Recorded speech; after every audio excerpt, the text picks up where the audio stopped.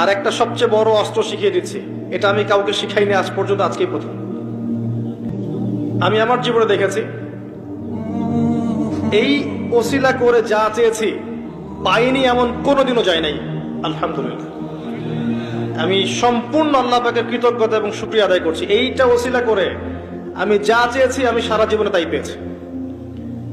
এবং আমি বিশ্বাস করি আমি যা পেয়েছি, এই বয়সে আমি যা পেয়েছি, আল্লাহ পাক কোটি কোটি মানুষকে তা দেন নাই। এটা আমি বিশ্বাস করি।